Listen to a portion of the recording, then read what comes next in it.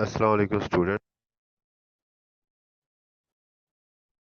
सबसे पहले तो आपने ये चीज़ ध्यान में रखनी है कि ऑपरेटिंग सिस्टम की बहुत सारी एग्जाम है। उनमें से चंद एक का जिक्र आपकी बुक के अंदर किया गया है। तो इसमें से सबसे पहले है बैच प्रोसेसिंग ऑपरेटिंग सिस्टम, फिर है मल्टी प्रोग्रामिंग ऑपरेटिंग सिस्टम, फिर मल्टीटास्किंग ऑपरेटिंग सिस्टम है, फिर टाइम शेयरिंग ऑपरेटिंग सिस्टम्स हैं।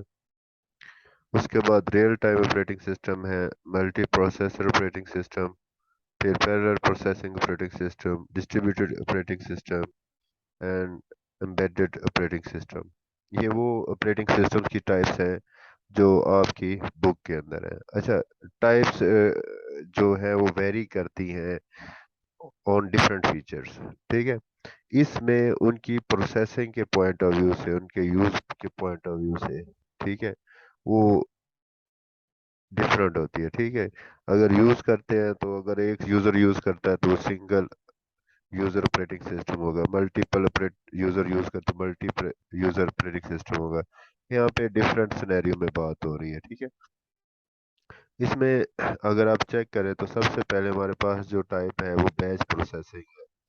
A batch processing operating system is a software that groups together the same type of jobs in a batches and automatically executes them one by one. अब इसमें दो चीज़ें आपने याद रखनी है। सबसे पहले कि बैच ऑपरेटिंग सिस्टम की जब आपने डेफिनेशन लिखनी है तो आपने लिखना है कि ये वो ऑपरेटिंग सिस्टम होता है जो सेम टाइप ऑफ जॉब्स, यानी कि वो इंस्ट्रक्शन जो सिस्टम को दी जाती हैं उनकी सेम टाइप ऑफ जॉब्स को क्या करता है, इकट्ठा करता है, ग्रुप टुगेदर उनके ग्रुप बनाता है इन बैचेस। बैचेस कहते हैं एक ग्रुप को। ठीक है, and automatically executes them one by one. और हर बैच में क्या करता है, हर टास्क को अलग-अलग करता है, लेकिन सीक्वेंस वन वन बाय। मसलन 10 बैचेस बना लिए उसने, एक टास्क है उसके, फर्ज करें यहाँ पे 3 बना लिए उसने, ग्रुप्स बना लिए, ये सेम टाइप ऑफ जॉब्स है।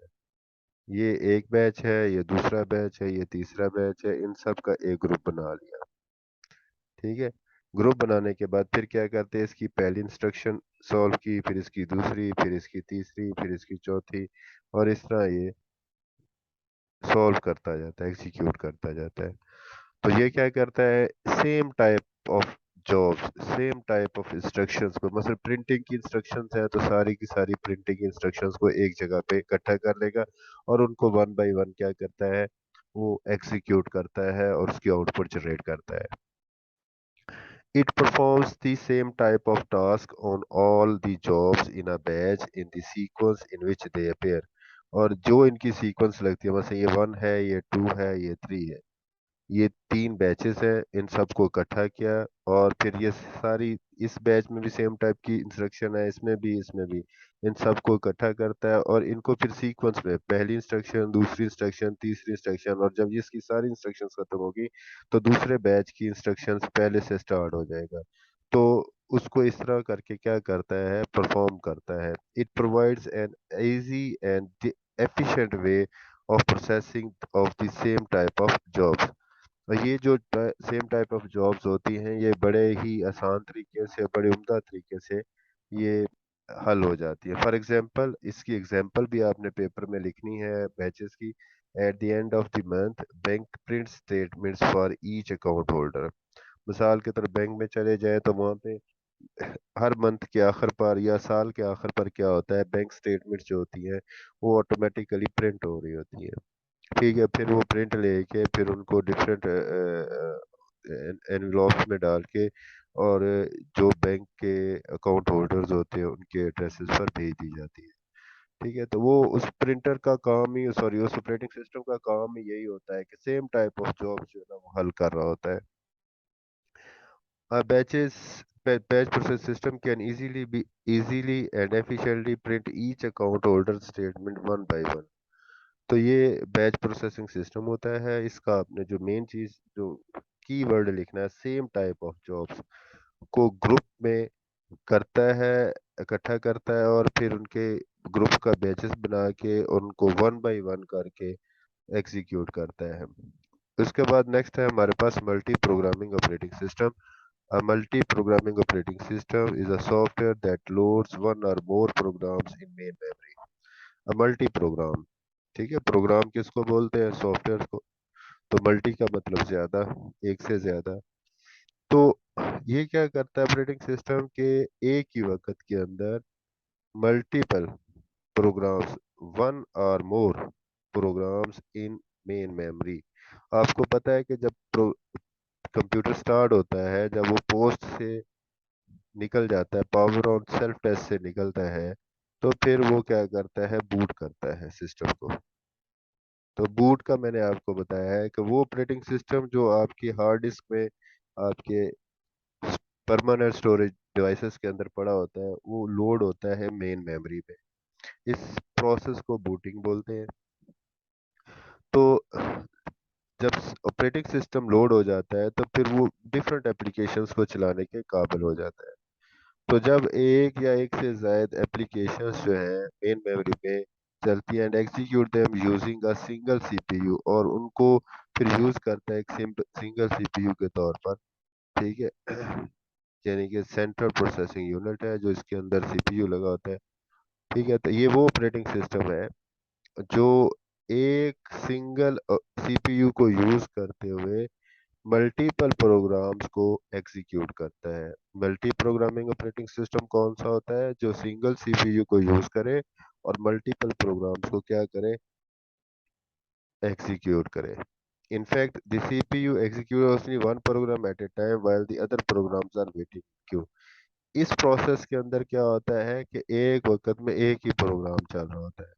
In multi-programming system, when one program is busy with input-output operation, the CPU executes another program that is in queue. तो जब वो इनपुट आउटपुट में चल रहा होता है, तो सीपीयू क्या करता है, ऑपरेटिंग सिस्टम क्या करता है, तो सीपीयू में दूसरा प्रोग्राम लोड कर देता है प्रोसेसिंग के लिए। In this way, multi-programming operating system uses CPU time and other resources of computer to improve the performance of the computer. अब इसमें ये होता है कि सीपीयू क्या करता है, एग्जीक्यूट करता है प्रोग्राम्स को। एक प्रोग्राम जब एग्जीक्यूट हो रहा होता है और वो एग्जीक्यूट होने के बाद उसकी आउटपुट पे चला जाता है, और एक प्रोग्राम इनपुट पे होता है, तो उस दौरान वो एक और प्रोग्राम को सीपीयू में प्रोसेसिंग के लिए भेज देता है। इस तरह कम से कम वक्त में सीपीयू ऑपरेटिंग सिस्टम ज़्यादा से ज़्यादा उसके रिसोर्सेज यूज करता है, और फिर उसे उसकी एफिशिएंट परफॉर्मेंस जो है ना वो आती है। तो रिसोर्सेज से मुराद उसकी हार्ड डिस्क है, रिसोर्सेज से मुराद उसका सीपीयू है, रिसोर्सेज से मुराद उसकी मेन मेमोरी है। तो एक वक्त में मल्टीपल प्रोग्राम्स मेन मेमोरी में लोड हो जाते हैं, और फिर क्या होता है, नेक्स्ट उसके ऊपर क्या चल जाता है कि वो उनको वन बाय वन प्रोग्राम्स को एग्जीक्यूट करता है। और जब पहला प्रोग्राम जो होता है वो उसकी आउटपुट जनरेट हो चुकी होती है, तो दूसरे प्रोग्राम को प्रोसेसिंग के लिए भेज देता है। इससे उसकी कंप्यूटर की परफॉर्मेंस जो होती है वो इम्प्रूव होती है। उसके बाद टाइप्स ऑफ ऑपरेटिंग सिस्टम में मल्टीटास्किंग ऑपरेटिंग सिस्टम है। Multitasking operating system is a software that performs multiple task at the same time. ये पिछले में अब आपने देखा, इसमें देखा है कि operating system is a software that loads one or more programs in main memory and executes them using a single CPU। और इसके अंदर क्या है, मल्टीपल टास्क है एट द सेम टाइम्स, उसमें मल्टीपल प्रोग्राम्स है, ठीक है। तो हर प्रोग्राम के टास्क डिफरेंट हो सकते हैं, तो इसमें भी मल्टीपल टास्क आ जाते हैं at the same time on a computer that has a single CPU. उसमें मल्टीपल प्रोग्राम्स थे, इसमें मल्टीपल टास्क है विद सिंगल सीपीयू, उसमें भी सिंगल सीपीयू था। The CPU executes only one program at a time, but it rapidly switches between multiple programs, and it appears if all the user programs are being executed at the same time। उसमें क्या होता था, जो multi programming में था कि दो one एक या एक से ज्यादा ऑपरेटिंग सिस्टम जो है, सॉरी, एक या एक से ज्यादा प्रोग्राम्स मेन मेमोरी में लोड हो जाते थे, और फिर क्या होता था, एक प्रोग्राम जब चल रहा होता था उसके आउटपुट जनरेट तो दूसरा प्रोग्राम उसकी जगह लेता था। लेकिन मल्टीटास्किंग में क्या होता है कि अगर एक या एक से ज्यादा प्रोग्राम्स टास्क है या प्रोग्राम्स है, तो वो उन प्रोग्राम्स के दौरान इतनी तेजी के साथ स्विच करता है कि यूजर को फील ही नहीं होता कि ये पैरेलल प्रोसेसिंग हो रही है। हालांकि वो हो इसी तरह ये रही है कि वो एक वक्त में एक प्रोग्राम चला रहा होता है, लेकिन बैक एंड पे वो सारे प्रोग्राम में स्विचेस कर रहा होता है, और ऐसे लग रहा था जैसे सारे प्रोग्राम एक वक्त में चल रहे होते हैं। तो इसके लिए ज़रूरी है कि हार्डवेयर का ज़्यादा एफिशिएंट होना ज़रूरी है। तो इस तरह मल्टीटास्किंग ऑपरेटिंग सिस्टम थोड़े से महंगे होते हैं, और ये उन हार्डवेयर पर इंस्टॉल होते हैं जो मल्टीपल स्विचिंग सिस्टम्स को सपोर्ट करते हो। टाइम शेयरिंग ऑपरेटिंग सिस्टम, इसको थोड़ा सा आपने बेटा देखना, ये पेपर में भी आ सकता है, ये डिफरेंस भी आ सकता है मल्टीटास्किंग ऑपरेटिंग सिस्टम और multi programming operating system. A time sharing operating system is a software that shares CPU time between multiple programs that are loaded in main memory।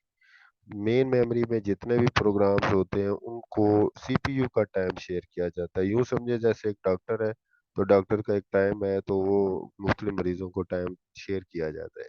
तो इसी तरह सीपीयू की जो प्रोसेसिंग होती है, प्रोसेसिंग के लिए जो टाइम शेयर किया जाता है, वो टाइम शेयरिंग ऑपरेटिंग सिस्टम होते हैं। A time sharing operating system gives a very short period of CPU time to each program one by one।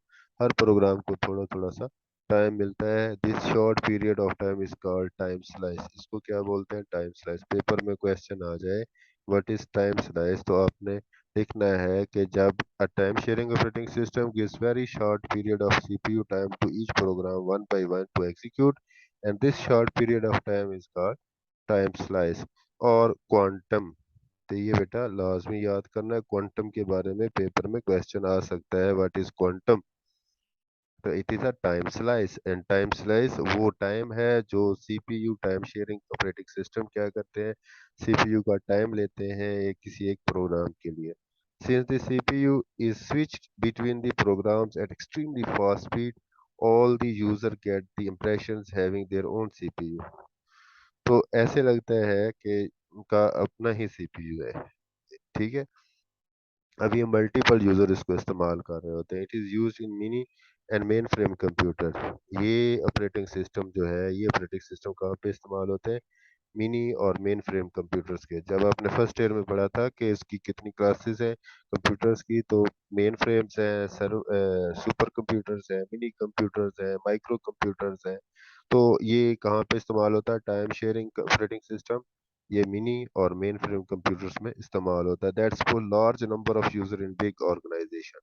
अब जो मल्टीटास्किंग और मल्टी प्रोग्रामिंग ऑपरेटिंग सिस्टम होते हैं, ये सिंगल यूजर ऑपरेटिंग सिस्टम होते हैं, और ये मल्टीपल यूजर ऑपरेटिंग सिस्टम होते हैं टाइम शेयरिंग वाले।